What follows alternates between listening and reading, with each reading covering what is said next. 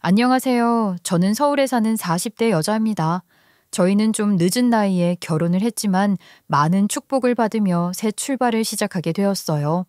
현재까지도 남편과의 사이도 꽤 괜찮습니다.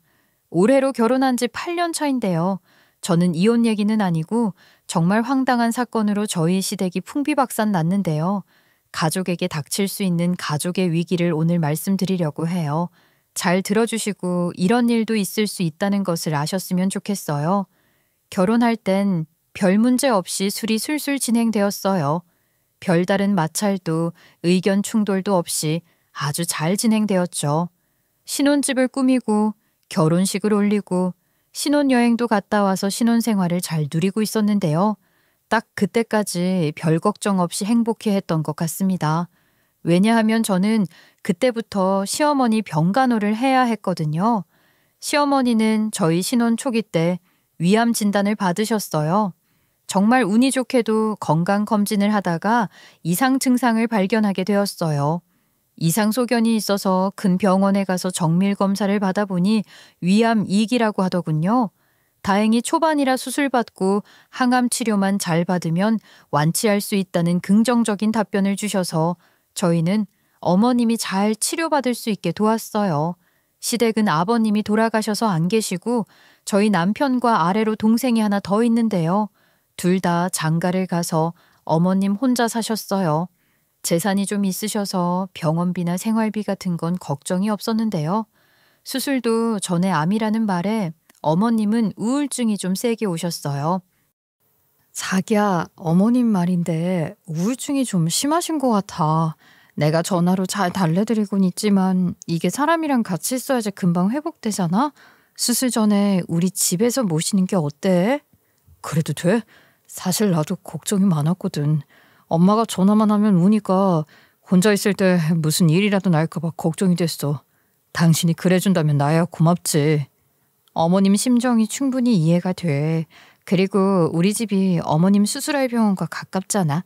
여기에 계시면 좀 좋을 것 같아. 당신이 내일이라도 가서 모셔와.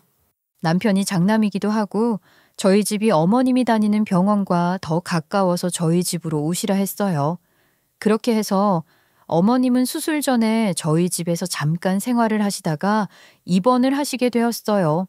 사실 남편은 직장 다니느라 어머님을 거의 못 보고 제가 다 하긴 했어요. 저는 강사인데요. 새벽반인 6시부터 수업을 시작해서 2시 정도면 끝나요. 퇴근이 빨라서 퇴근 후에는 어머님이 입원해 계신 병원으로 바로 가서 어머님을 돌봐드렸죠. 그리고 남편이 퇴근하면 어머님이 계시는 병원으로 와서 그때 집에 가곤 했습니다. 수술은 잘 되었어요. 그런데요. 암은 수술하고 끝나는 게 아니라 수술한 후에 항암 치료를 하더라고요. 그래서 병원에 자주 가야 하는데 어머님 댁은 서울이 아니거든요. 게다가 위암이었기 때문에 식단도 정말 중요했어요. 그런데 우울증이 있는 어머님이 식단을 잘 챙겨 드실 것 같지 않았고요. 요양사를 쓰더라도 혼자 댁에서 잘 생활을 하실지 걱정이 많이 되었어요. 또 항암 치료가 그렇게 힘들다고 하는데 댁으로 보내는 게 영 마음에 걸렸죠. 자기야, 어머님 퇴원하시면 집으로 보내지 말고 우리 집으로 모시는 게 어때? 항암 치료 때문에 병원도 자주 가야 하고 어머님 지금 마음도 불안정한데 집에 혼자 지내게 하면 더 안 좋을 것 같아. 그리고 항암 치료가 그렇게 힘들대.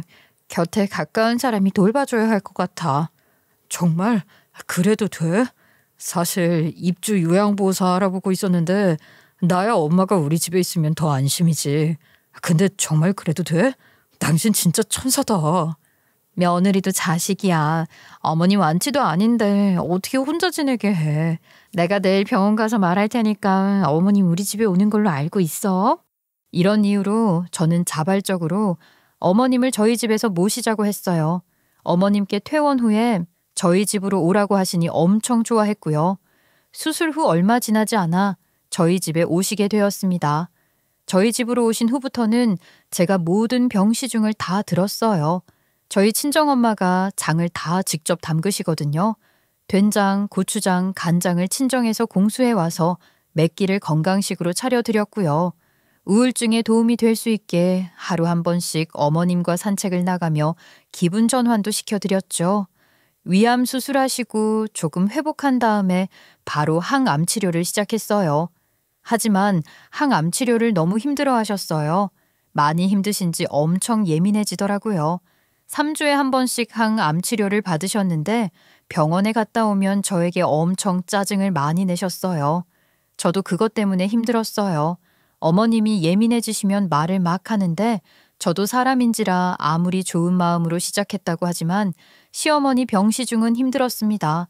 남편은 회사 다니느라 이런 것 전혀 못해요.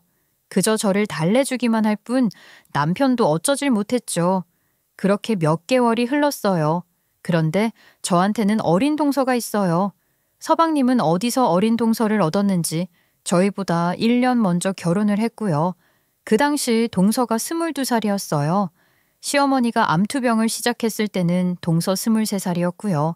저랑도 나이 차이가 꽤 나죠. 동서가 어려서 그런 건지 정말 요즘 젊은 것들이랑은 말을 말아야 된다는 걸 실감했잖아요. 동서는 어려서 그런지 아니면 이런 상황에서 어떻게 하는 건지 잘 몰라서 그런지 어머님이 입원했을 때 병문안 온 것도 한 손에 꼽아요. 그것도 30분도 안 있고 갔었죠. 동서는 어머님을 그냥 좀 안 좋아하는 것 같았어요. 그런데 누군 좋아서 하나요? 가족이니까 하는 거죠. 하루는 동서가 집으로 찾아왔길래 제가 어머님 모시고 살면서 힘들다고 동서에게 말을 했어요. 어머님이 항암 치료하는 게 너무 힘드신가 봐. 병원 갔다 오는 날은 힘도 없으시고 뭘 먹지도 못하시고 예민하게 나를 대하시니까 나도 너무 힘드네. 어머님 모시기 힘들죠.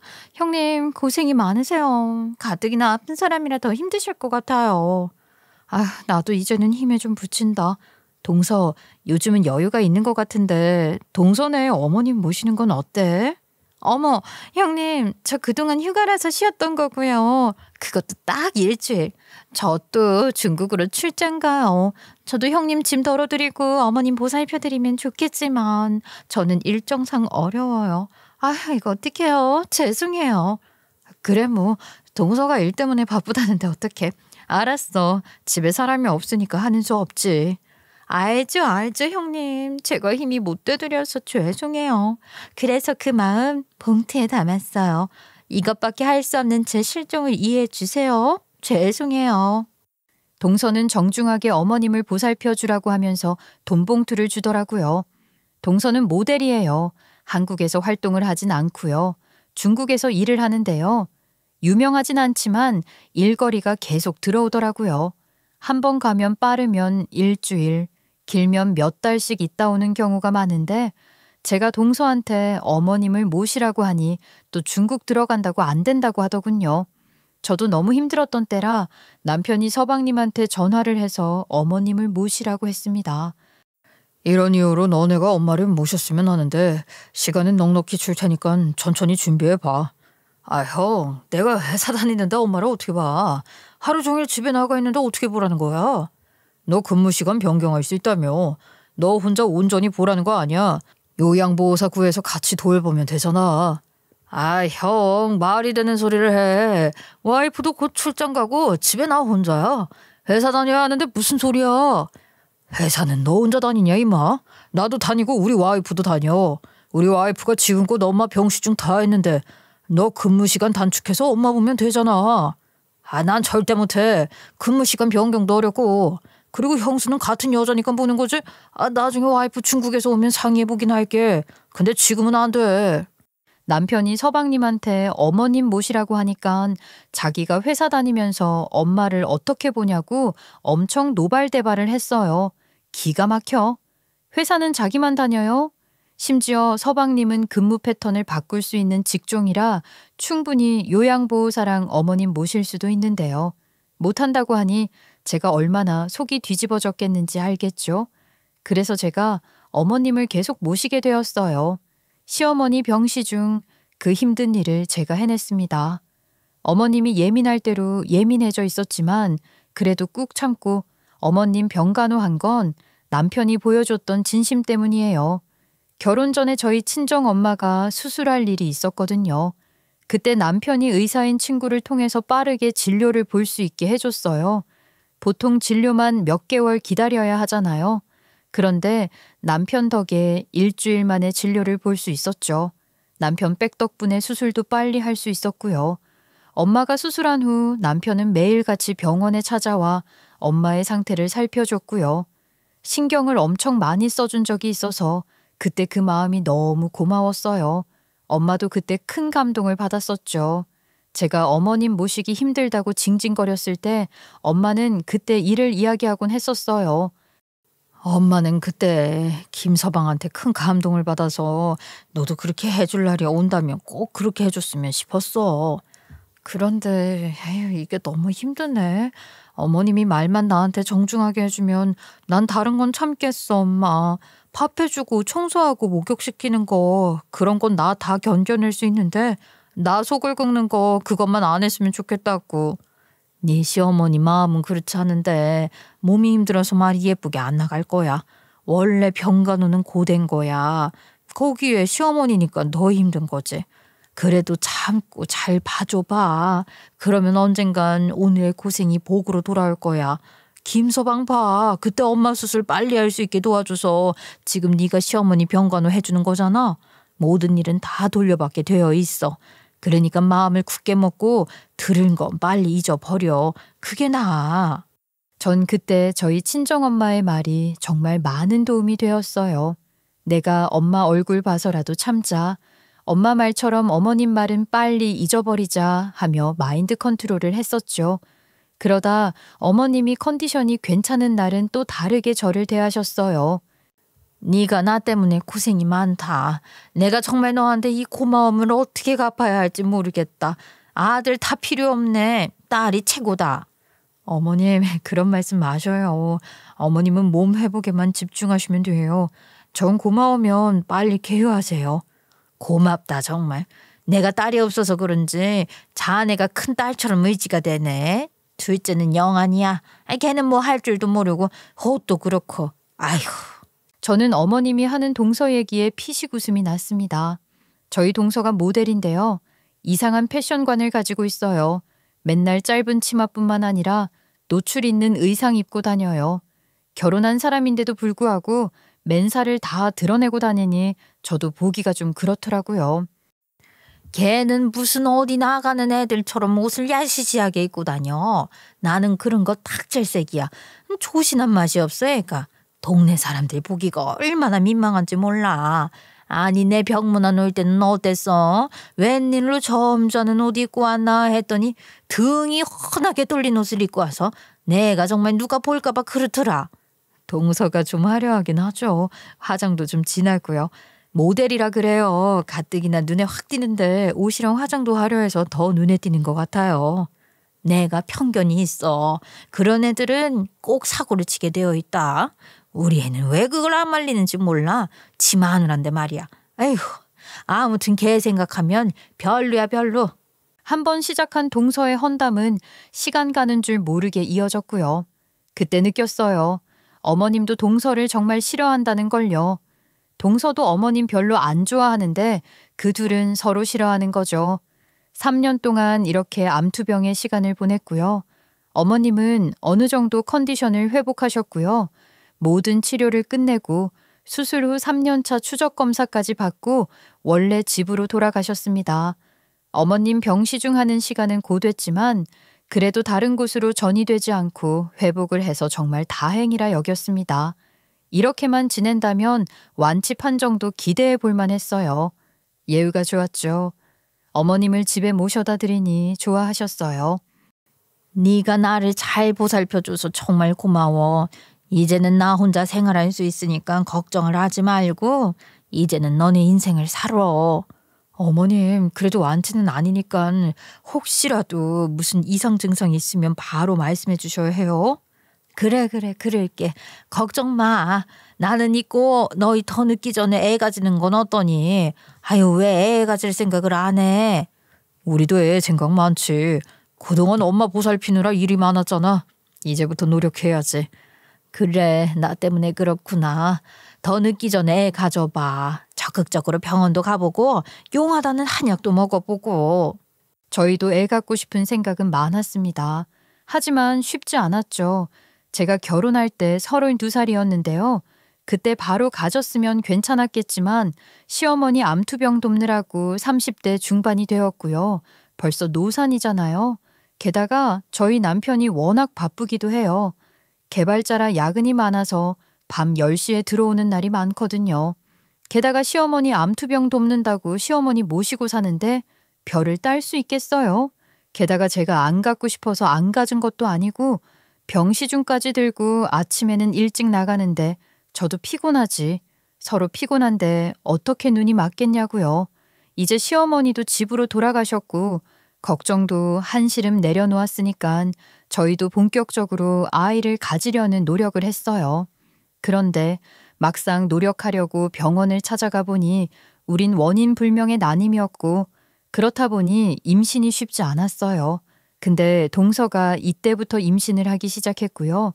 아들을 줄줄이 낳았어요. 첫째 아이도 아들이었고 연년생으로 또 임신이 되었는데 세상에 둘째, 셋째는 쌍둥이였고 둘 다 아들이었던 거죠.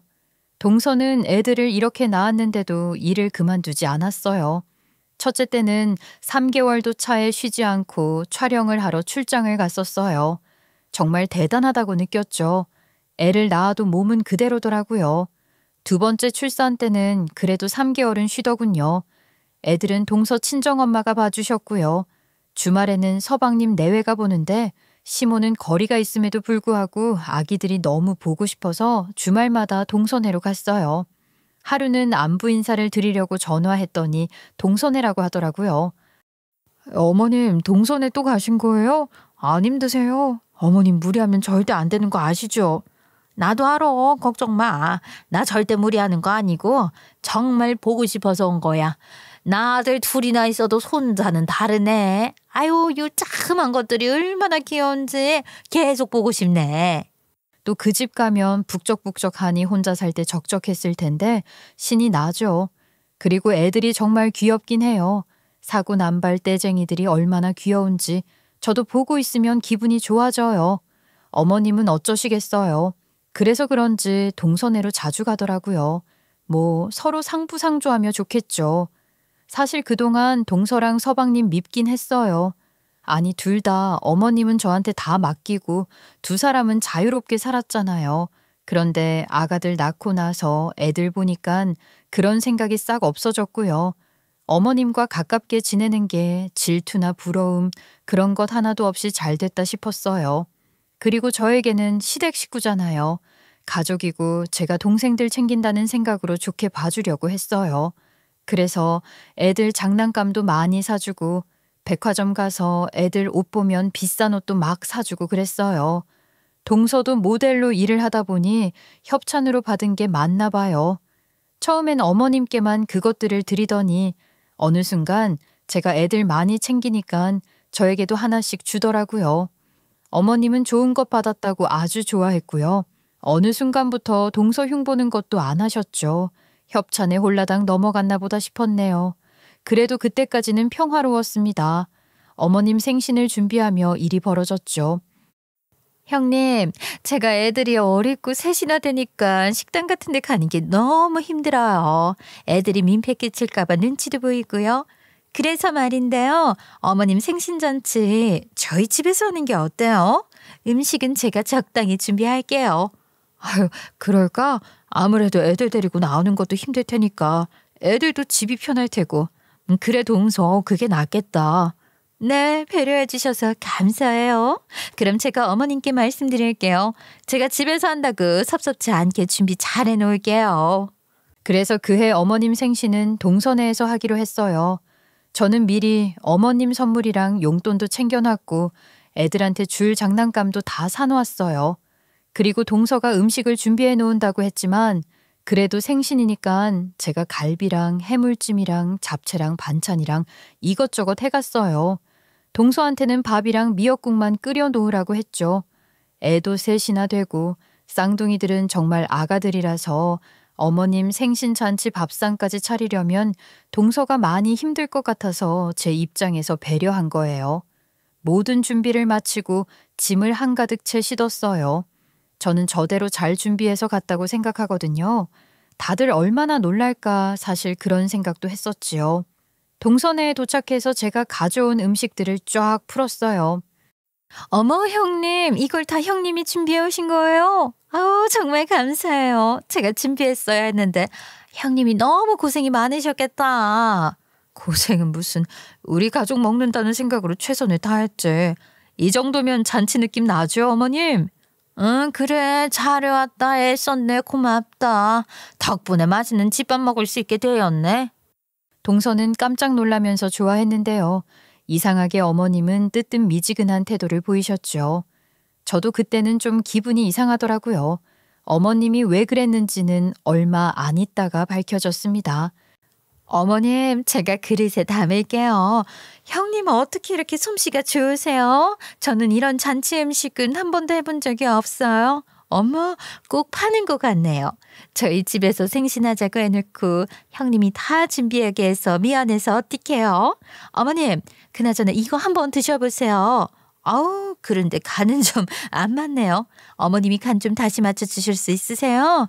동서 일부러 삼삼하게 했어. 어머님 건강 생각해서 안 맵고 안 짜게 먹어야 하거든. 동서가 좀 짜게 먹나 보다. 쟤는 간을 볼 줄 몰라. 흉내만 낼 줄 알지. 맛이 없네. 둘째야, 소금 좀 가져와. 그리고 쟤는 애가 없잖아. 남는 게 시간인데 이런 거라도 해야지. 저는 너무 황당했어요. 어머님이 저한테 왜 저런 식으로 말을 하는지 모르겠었어요. 병시중 할 때 제 음식 다 드신 어머님인데 맛이 있네 없네 하며 저를 까는 거죠. 저는 어떻게 반응으로 해야 할까 하고 있었는데 주방에 지나가던 남편이 그 얘기를 듣고 한마디 한 거죠. 아유, 엄마, 이 사람이 엄마랑 재수 씨 생각해서 얼마나 애썼는지 알아? 시간 남아서 이렇게 준비해온 거 아니라고. 재료 손질부터 얼마나 고된 일인데 그렇게 말하면 서운하지. 이까짓 게 뭐라고 유세를 떠냐? 제가 결혼해서 한 일이 뭐가 있냐? 애도 안 낳았는데 뭘? 쟤는 뭐 하는 것도 없는데 이런 거라도 해야지. 애도 없고 집에서 남아도는 게 시간인데 이런 것도 못하랴? 뭐를 대수라고? 어머니, 좀 서운하네요. 제가 한 일이 없다니요? 어머님 입원하기 전부터 어머님 모셨고요. 병원에 입원했을 때도 하루도 안 빠지고 어머님께 갔었어요. 항암할 때도 제가 얼마나 어머님 편하게 해드리려고 노력했는데 제가 한 일이 없다니요? 아니 어떻게 그렇게 말씀을 하세요? 예, 너 직장 다니고 할 거 다 했으면서 뭐 대단한 일 한 것처럼 말한다. 나 병원에 있을 때 어차피 너네 둘 다 일해서 간병 있었었고 퇴근하고 병원에 앉아있다가 간 걸로 지금 유세를 떨고 있니? 어머님, 그건 뭐 쉬운 일인 줄 아세요? 그때 동서는 코빼기도 안 보였잖아요. 그리고 퇴원해서 저희 집에 모셔와서 제가 요양해드리고 밥하고 빨래하고 목욕시켜드리고요.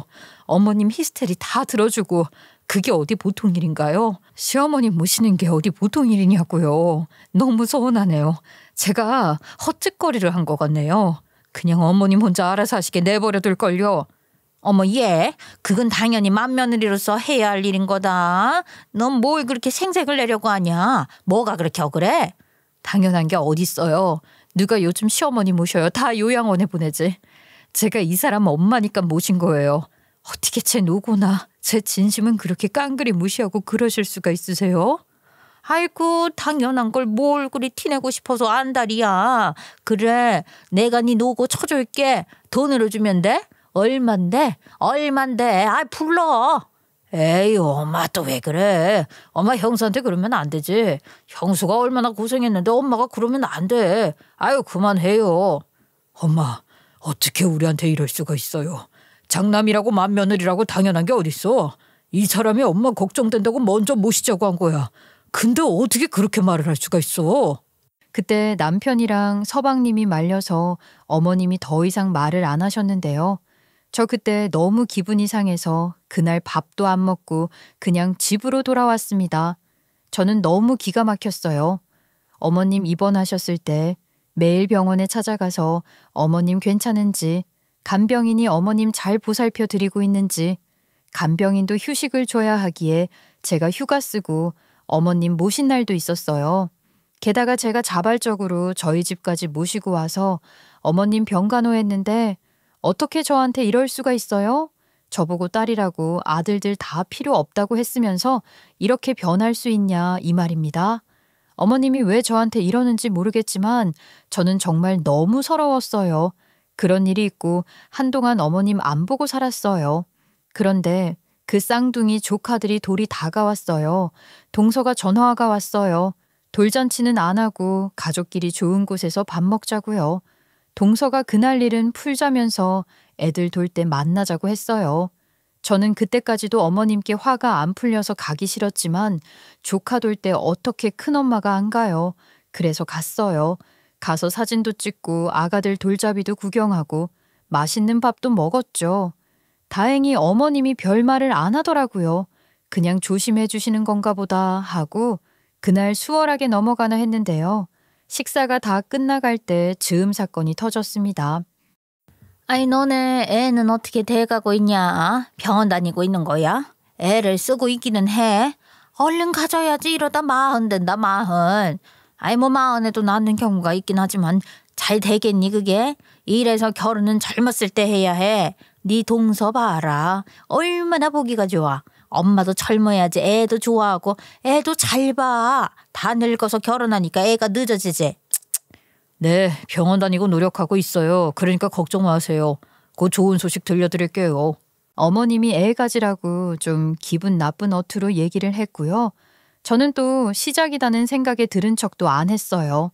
싸우기 싫으니까 그냥 가만히 듣고만 있었고 표정은 구겨지고 있었는데요. 남편이 저렇게 대답을 한 거죠. 그런데요, 예상치 못한 사람이 저를 건드렸습니다. 형님, 산부인과 검사는 받고 계시죠? 어머님, 형님한테 그 검사 그거 한번 해보라고 하세요. 산부인과 검사 중에 항정자 항체 검사가 있는데 그 항체가 많으면 임신을 방해한다네요. 그런데 그게 이런 짓 저런 짓 한 남자 수도 나온대요. 신기하죠? 항정자 항체를 아시나요? 항체는 외부 물질로부터 신체를 보호하기 위해 만들어지는 면역 물질을 말하고요. 항정자 항체는 정자가 체내에 들어오면 세균, 바이러스와 같은 외부 물질로 인식해 항체를 만드는 경우인 건데요. 항정자 항체 검사는 난임 검사의 한 종류일 뿐이지 과거를 알려주는 검사는 아니에요. 저희가 병원 다니면서 얼마나 많은 정보를 알게 되었는데요. 뭣도 모르는 동소년이 저렇게 말하더라고요. 저 엿먹이려고 하는 말 맞죠? 제가 화 안 나게 생겼어요. 제가 한마디 하려니까 남편이 더 화를 내며 받아쳤어요. 재수씨, 그거 루머예요. 뭘 알지도 못하면서 떠들어요. 재수씨 지금 우리 와이프 모함하는 거예요? 어머 깜짝이야. 아주버님 무슨 모함이요. 과거 얘기는 그냥 장난이고요. 저는 그냥 하도 임신이 안 되니까 저도 형님네에 도움이 될까 검색해 본 거고 그런 검사가 난임 부부한테서 정말 중요한 거라고 해서 말한 거예요. 보통 그거 먼저 해본다고 하는데 아직도 안 했어요? 그리고 루머라면 더 안 할 이유가 없지 않아요? 그래도 의사들은 웬만한 건 다 안다고 하던데 왜 그 검사 안 했어요? 뭐 캥기는 게 있어요? 동선 미쳤구나. 내가 오늘 좋은 날이니까 잠자코 있다가 가려고 했는데 야, 너 말 안 가려서 해? 어디서 경 없는 말을 하고 앉아있어. 뭐 눈엔 뭐만 보인다더니 네가 그런 거 아니니? 어머, 형님 뭐라고요? 아, 정말 웃기는 부분에. 아니 왜 못하지? 혹시 뭐 나을까봐 무서우세요? 처녀 때 얼마나 굴러먹었으면? 아주버님은 저걸 왜 감싸는 거야? 야, 이 미친년아. 너 일로 와. 너 말로 해서는 안 되겠구나. 너 오늘 형님 매운맛을 보여줄 테니까 너 일로 와. 일로 와. 저는 더 이상 말로 안 통할 것 같아서 동서의 머리끄덩이를 잡았어요. 어머, 이게 무슨 일이에요? 이거 나요. 이거 놓으라고. 이거 내 머리 다 빠지네. 여보 도와줘. 형수님, 이거 놓고 얘기하세요. 말로 해요, 말로요. 이러면 형수님만 곤란해져요. 야, 이 미친놈아. 네가 날 얼마나 안다고 까불어. 네가 뭘 얼마나 알고 씨부리는 거야. 뭐? 얼마나 더 굴러먹었으면? 내가 오늘 너 가만두나 봐. 아주 머리카락을 싹 다 뽑아놓아서 민둥머리로 만들 거야. 이거 이 미친 여자야. 내가 없는 얘기한 것도 아닌데 뭐 캥기니까 이러는 거잖아. 나도 너 가만히 안 둘 거야. 가만두지 마 이년아. 나 캥기는 거 없어. 너한테 뭐가 있으니까 나한테 이러는 거지? 내가 오늘 너 저 세상 가게 해줄 거야 아주. 이날 대판 싸웠고요. 저는 한참 동안 동서의 머리끄덩이를 잡고 버텼습니다. 사실 동서가 쌍둥이들 낳고 머리카락이 많이 빠진다고 해서 고민이 많았거든요. 빠진 머리카락은 다시 난다고 위로해 준 적도 있는데 가발도 여러 개 샀거든요. 그게 약점이라는 걸 알고 저는 더 신나게 흔들었습니다. 남편은 두고 보고 있다가 적당한 시간에 말려서 저도 그때 놓아줬어요. 제 손에는 가뜩이나 없는 동서의 머리카락들이 한가득이었고요. 동서는 그 빠진 머리카락을 잡으며 만견자실했어요. 그러니깐 가만히 미어있는 저를 왜 건드냐고요. 그날 이후로 동서네랑도 사이가 안 좋아져서 저는 시어머니도 동서네도 다 연락을 끊었습니다. 저보다 남편이 더 열받아 하더라고요. 앞으로 우리 본가 쪽은 어떤 일이 있어도 가지 말자. 장례식 때 나가고 보지 말자고. 그러는 게 좋겠어. 그래도 당신 가족인데 괜찮겠어? 나는 절대 안 보고 싶긴 해. 그런데 당신은 당신 가족이니까 보고 싶으면 봐. 아니, 내 와이프 건드는 엄마랑 재수 씨한테 너무 실망을 했고 너무 화가 나서 2번 다시 보고 싶지 않아. 우리한테 화해를 해오면 모를까 그전에는 절대 안 볼 거야. 당신도 그런 줄 알아. 저희 남편이 원래 조용한 성격이고 평화주의자예요. 그런데 이 정도로 마음을 먹은 건 정말 최고로 화가 많이 났다는 거예요. 남편은 그렇게 저한테 말해놓고 나서도 한참 동안 동서의 개막장 태도에 열을 냈고요. 그래도 분이 안 풀렸는지 서방님한테 전화해서 네 마누라 관리 똑바로 하라고 이 새끼 저 새끼 하면서 난리를 쳤어요. 서방님도 미안하다고 하더라고요. 저는 남편의 그런 모습이 나쁘지 않았어요. 저 대신 화내고 말해주니까 속이 좀 풀렸습니다. 그렇게 시댁 식구들 안 보고 살게 되었어요. 안 보고 사니까 마음이 편하더라고요. 저희 둘은 임신을 계속 시도하며 편안한 날을 보내고 있었습니다. 그런데 그런 일이 있고 나서 3달 후 시어머니한테서 연락이 왔어요. 안 받을까 하다가 그래도 어른 전화이니까 받았습니다. 예, 잘 지냈니? 어떻게 연락 한 통이 없어? 화 많이 났니? 뭐 좋은 소식은 없고? 네, 어머님 안녕하셨어요. 그런데 웬일이세요? 무슨 일이 있어서 연락한 거예요? 아이 그게 아니라 내가 어제 병원에 갔다 왔어. 어제가 암치료 딱 5년째 되는 날이거든. 의사는 암치료 후에 5년 동안 재발이 안 되면 완치 판정을 해주는데 아휴 어제 둘째랑 같이 병원 갔다가 완치 판정 받았어. 그래서 전화했어. 아, 네. 어머님 축하드려요. 정말 다행이네요. 그래도 그 식단 조절 잘 하시고요. 꾸준히 운동도 하셔야 해요. 아셨죠? 고맙다. 네가 이렇게 말해주니까 진짜 기쁘네. 아이 그래서 언제 한번 보고 싶은데 니네들 언제까지 그렇게 싸운 채로 살 거야. 둘째가 반성 많이 하고 있어. 이참에 사과받을 건 받고 할 건 하고 풀고 살자.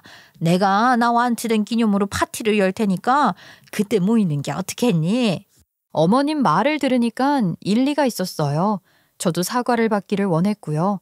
동서가 다시는 저한테 못 가볼게 이참에 서열을 정리하고 싶었어요. 그래서 불편하지만 어머님 완치 파티에 참석하겠다고 했습니다. 남편한테도 말을 해서 같이 가기로 했고요. 남편도 썩 내키진 않지만 제가 간다니깐 간다고 하더라고요. 그리고 당일이 되었죠.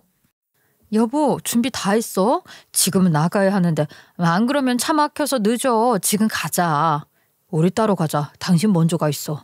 나 누구 좀 만나야 하는데 당신 차로 먼저 출발해. 저희가 차가 2대거든요. 남편이 무슨 일인지는 말 안 해주고 먼저 출발을 하라고 해서 저 먼저 어머님 댁으로 갔죠. 동선에도 와 있었고요. 조카들도 그새 많이 커서 북적거리고 있었어요. 어머님이 반겨주셨지만 동서도 저를 대면대면 하더라고요. 저도 똑같이 대해줬죠. 그냥 좀 멀뚱거리며 있었는데요. 얼마 안 있다가 남편이 왔어요. 그런데 같이 온 남자가 있었어요. 그런데 그 사람이 등장하자마자 동서가 더 당황해하더라고요. 엄마 인사해요. 이분 아시죠? 건강한 사장님이세요. 오늘 할 말씀이 있다고 해서 같이 왔어요. 괜찮죠, 제수 씨? 아, 네. 그런데 오늘은 어머님 완치기념 파티인데 오늘 말고 다른 날 오시는 게 어떠세요? 그게 낫지 않아요? 오늘은 날이 아닌 것 같아요. 다음에 다시 오세요. 왜요? 내가 무슨 말할 것 같으니까 그래요? 걱정되는 게 있나 봐요. 뭐 캥기는 게 많나 봐요. 무슨 일이신데 그러시죠? 제가 건강즙은 잘 먹고 있는데요. 일단 들어오세요. 여기 앉으세요. 동서는 얼굴이 새빨개지고 표정이 굳어졌었어요. 저는 무슨 일이 있구나 하고 짐작했습니다. 남편이 같이 온 사람은 다름 아닌 건강원 주인의 남편이었고요. 시어머니가 다니는 건강원이 있는데요. 거기 사장이 여자분이고 그날 어머님 집에 온 사람은 그 여자 사장님의 남편이에요. 어머님은 예전부터 물도 보리차랑 이것저것 넣어서 달여서 마셨던 분이에요. 암 걸리고 나서 그거 다 끊었지만요. 그러다가 동서 때문에 다시 건강즙을 마시기 시작했어요. 동서가 아들 낳고 나서 어머님이랑 많이 친해졌잖아요. 어머님이 하도 기력이 없으시니까 뭐라도 해드리고 싶어서 양배추즙을 주문해줬대요. 한약은 암 환자한테 안 좋다고 해서 한약보다는 건강즙을 드린 거죠. 건강즙도 장어즙 같은 것 아니면 암 환자가 복용해도 괜찮다고 하니까 연이어 배즙, 무즙 번갈아 가면 전화로 주문했는데 여기가 직접 배달도 해준다더라고요. 근데 이 건강원 주인 남편이 왜 왔냐면 자기 아내와 동서의 비밀을 폭로하러 온 것입니다. 무슨 일이신데 저희 애랑 같이 오신 거예요? 보시다시피 저희 가족 잔치가 있어서요. 그거 빨리 말씀해 주셨으면 좋겠어요. 아니, 그러지 마시고 다음에 다시 오세요, 사장님. 오늘은 날이 영 아니라니까요. 다음에 제가 찾아뵐게요, 사장님. 동서는 자꾸 그 건강원 남자분을 내보내려 했어요. 동서 왜 그래? 이분이 할 말이 있어서 오셨다고 하잖아. 우리 남편이 괜한 일로 모셔왔겠어? 일단 오셨으니 말이라도 들어보자. 네, 하루라도 빨리 이 말을 해야지. 안 그러면 무슨 사달이 날 것 같아서 찾아왔습니다. 저희 집에서 여기 둘째 며느리가 양배추즙이나 배즙, 무즙 그거 많이 주문한 걸로 압니다. 항상 전화로 주문해서 제 아내가 만들면 제가 배달을 직접 해줬는데요. 하루는 둘째 며느리가 저희 가게를 직접 찾아왔었죠. 다들 건강원 사장님 남편분 말에 귀를 기울이고 있었어요. 동서는 뭔가 자꾸 불안한 사람처럼 안절부절 못했죠. 계속 말씀해 주시죠. 재수 씨가 거기 가서 무슨 짓을 했나요, 사장님? 세세하게 말씀해 주세요. 제 아내한테 말이에요. 중국에서 가져온 약재라면서 이번에 배달해드린 양배추즙에 넣어달라고 한 것입니다. 건강즙에 약간의 약재가 들어가는 경우가 있어서 그런가 보다 했는데 그게 알고 보니까 빛낭이더라고요. 빛낭이요? 빛낭이 뭐예요? 네가 말해봐. 빛낭이 뭐냐? 네가 진짜 뭐 넣어달라고 했어? 동서는 더 안절부절 못하더니 갑자기 나가려는 심상인지 애들 짐을 챙기기 시작했어요. 제가 말씀을 드리지요. 빛낭이라는 거는 다른 나라에서는 껌처럼 많이 먹었는데 지속적으로 복용할 경우에 암을 유발할 수 있는 물질이 있어서 현재는 수입 금지 품목입니다. 열매 껍질을 벗긴 씨앗인 빛낭자나 아니면 덜 익은 열매 껍질을 말린 대복피 정도만 가능하고 열매 자체는 절대 섭취 금지예요. 네? 암을 유발한다고요? 아니, 그걸 제가 먹는 양배추즙에 넣었다고요? 이번에 갖다 주신 거 맞아요? 예, 맞습니다. 중국에서 몰래 열매째 이걸 들여왔다고 하더군요. 한약재는 워낙 다양한 종류랑 형태가 있다 보니까 면밀히 검사하는 경우가 힘들어서 불법으로 유통하기 쉬운 품목 중에 하나인데 제가 이 생활을 몇십 년이나 했는데 그걸 못 알아볼까요?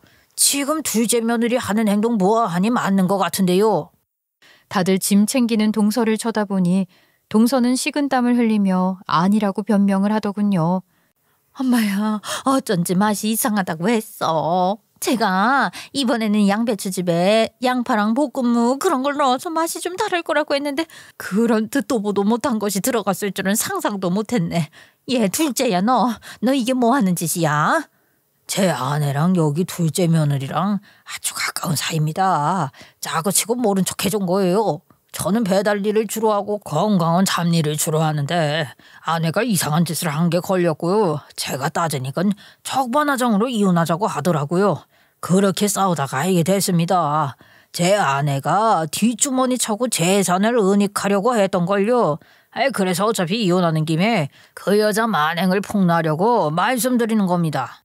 건강원 주인 남편은 자기 와이프를 씹으면서 강력하게 처벌하라고 말을 했고요.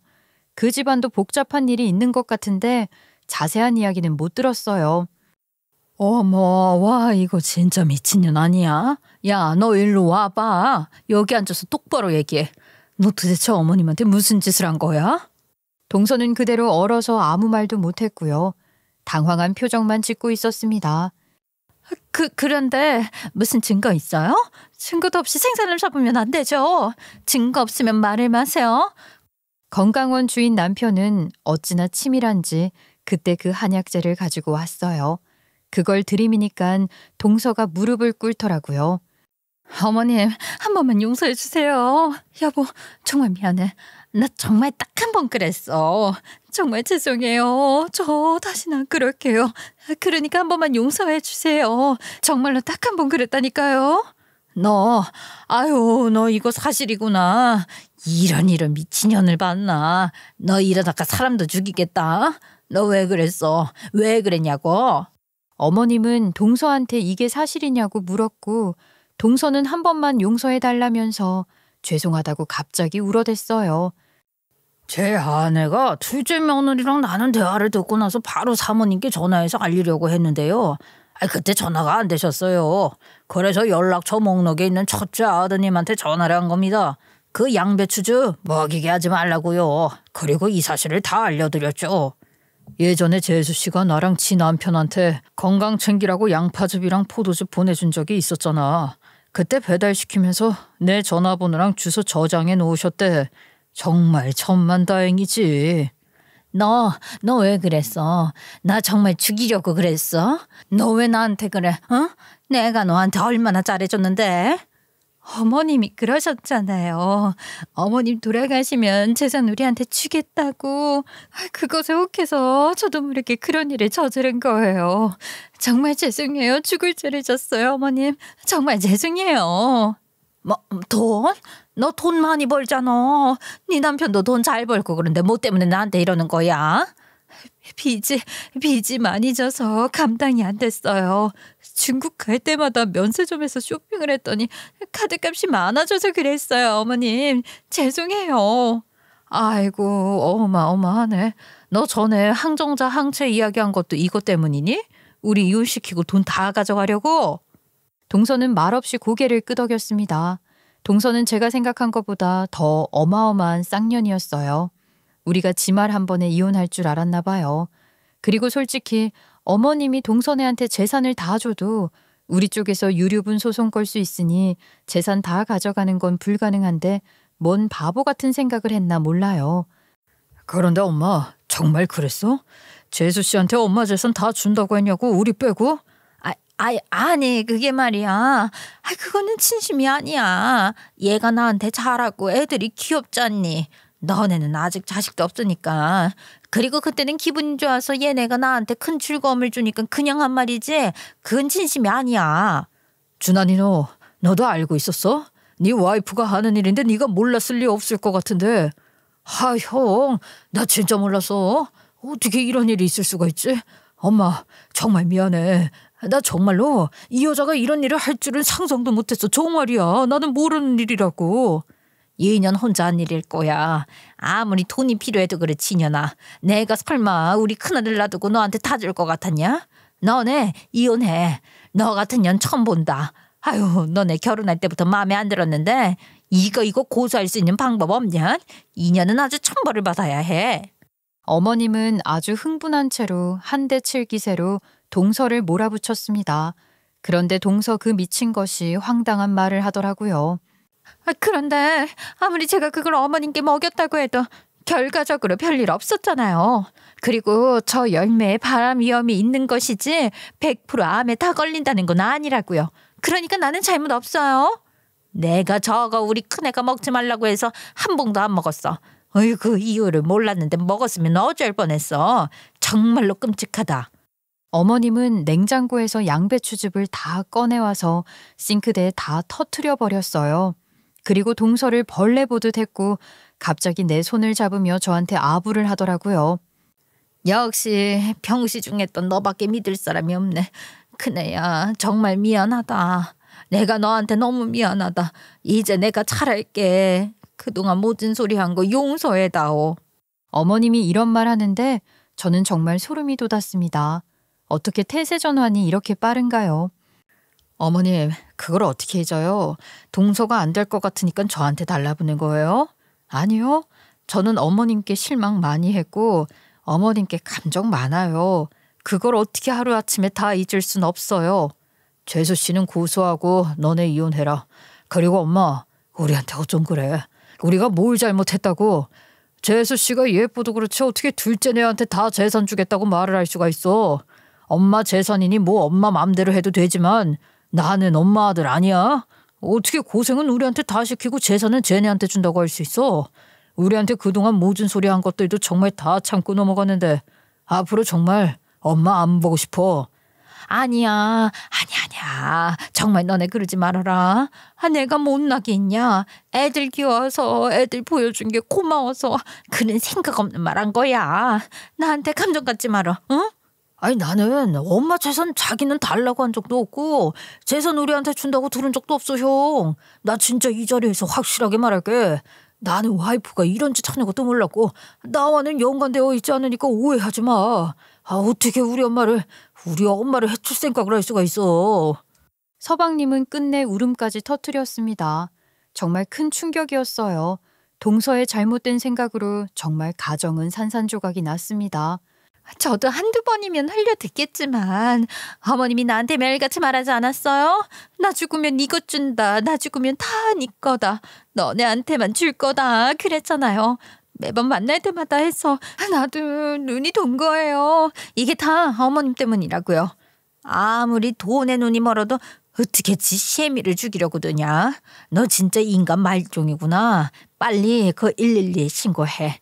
나 전혀 더 이상 마주하고 싶지가 않다. 내가 너 아주 철창에 가둘 거야. 이 죽이려나. 서로의 탓을 하며 개싸움이 벌어졌고요. 건강원 아저씨, 자신의 할 일을 하고 난 후 시댁이하도 싸우니깐 가짜는지 웃으면서 가셨어요. 어머님은 기어코 동서를 고소했어요. 동서는 조사를 해보니 불법으로 반입한 약재들이 많았는데 압수수색 결과 빌랑뿐만 아니라 전문의약품으로 분류된 것도 집안에서 나왔습니다. 교묘하게 차에 섞어서 가져오기도 했고 가루로 내고 별 이상한 방법으로 한약재를 숨겨서 가져온 게 걸렸어요. 경찰이 이런 거 왜 들고 왔냐고 하니깐 알고 보니 그 건강원 사장이랑 동서랑 한패였던 거죠. 동서의 요구를 들어주는 대신 건강원 사장이 동서에게 이런 약재들 좀 들여와 달라고 했던 거예요.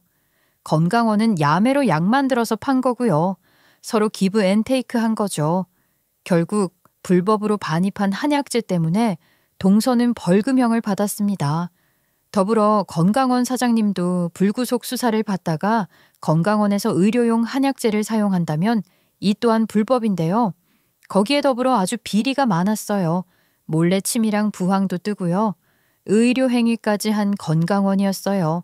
약사법 의료법에 따라 약사나 한의사가 아닌 자가 의약품을 취득 판매 조제하거나 면허 없이 불법 의료행위를 하면 5년 이하의 징역이나 5천만 원 이하의 벌금에 처하고 또 불법으로 의약품을 판매한 공급자는 1년 이하의 징역 또는 1천만 원 이하의 벌금형을 받거든요. 거기 건강원은 여자 사장님 결국 처벌을 받게 되었습니다. 알고 보니 그 여자 사장님은 왕년에 한의원에서 일을 몇 년간 했었는데요. 그걸 가지고 그렇게 장사를 해 처먹은 거죠. 그분은 결국 이혼당하고 건강원도 문 닫았습니다. 마지막으로 서방님도 이혼을 했어요. 동서년이 자기 잘못을 아는지 이혼 안 하겠다고 엄청나게 버텼지만 결국 서방님이 이혼 소송을 해서 위자료도 더 뜯어내고 재산 분할도 칼같이 했고요. 양육권도 가져와서 양육비도 받고 있다고 합니다.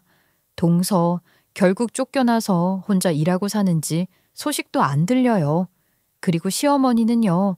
그 뒤로도 우리한테 치대요. 아이, 그네야, 우리 저기 맛집 갈래? 너 일찍 끝나니까 시간은 되잖아. 내가 줄 서 있을 테니까 끝나고 바로 와. 아니요, 어머님. 저 점심 먹고 퇴근을 해서 밥 못 먹을 것 같아요. 어머님 친구분이랑 다녀오세요. 그럼 우리 주말에 어디 여행 갈래? 저기 온천 호텔로 좋은 데가 있는데 좋다고 소문났어. 이번에 특가 떴던데 같이 가자. 응? 주말에는 저도 쉬고 싶어요, 어머님. 저 말고 어머님 친구분들과 다녀오세요. 저는 괜찮습니다. 어머님은 자꾸 전화해서 같이 뭐 먹으러 가자, 여행 가자. 애걸복걸하지만 저는 절대 안 만나요. 시어머니는 언제 우리 사이가 예전처럼 돌아오냐, 한번 만날 수 없냐고 하는데 나는 장례식 생각하고 있거든요. 저도 쉽게 마음이 안 풀리네요. 그래도 되는 거죠? 파란만장한 저희 집 사연 어때요? 사람이 마음을 잘못 먹으면 이런 일도 일어나네요. 부디 경솔한 생각 마시고 지혜롭게 사시길 바랄게요. 제 얘기는 여기까지입니다. 감사합니다.